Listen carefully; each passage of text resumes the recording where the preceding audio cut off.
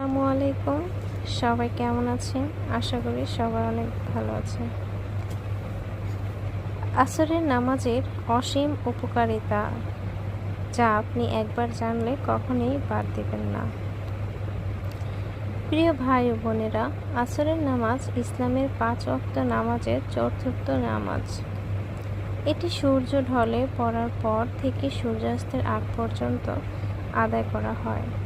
এই নামাজের মর্যাদা ও উপকারিতা এতই বেশি যে আল্লাহ তাআলা কুরআনে বিশেষভাবে আসরের সময়ের কসম খেয়েছেন।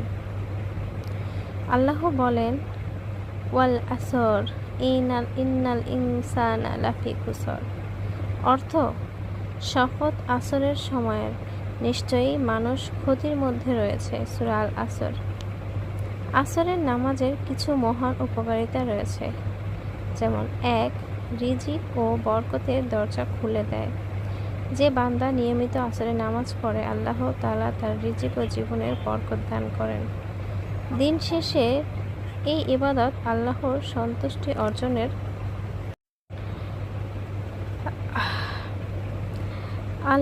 সন্তুষ্টি অর্জনের একটি বড় মাধ্যম। 2. ফেরেশতারা সাক্ষী দেয়।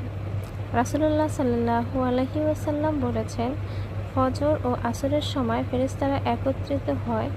যারা এই দুই নামাজ জামাতে আদায় করে, ফেরেশতারা তাদের জন্য সাক্ষী দেয়।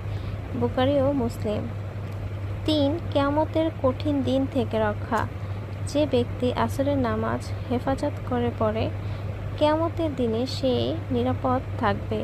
রাসূলুল্লাহ সাল্লাল্লাহু আলাইহি ওয়াসাল্লাম বলেছেন, যে ব্যক্তি আসরের নামাজ মিস করে তার আমল নষ্ট হয়ে যায়। বুখারী। 4.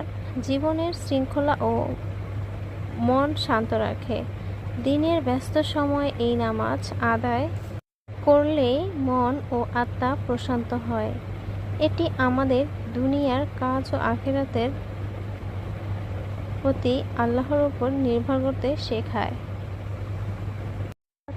জান্নাতের পথ সহজ করে দেয়।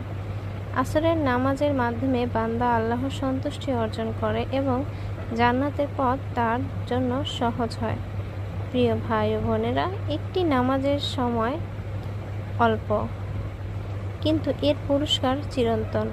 আসরের নামাজ হালকাভাবে নেবেন না, সময় মতো আদায় করুন। ইনশাআল্লাহ জীবনের প্রতিটি দিকেই বরকত ও শান্তি নেমে আসবে। আসুন আজ থেকেই প্রতিজ্ঞা করি, কোনো দিন আসরের নামাজ কখনোই ছেড়ে দেব না। আল্লাহ আমাদের সবাইকে আসরের নামাজের প্রতি গুরুত্ব দেওয়া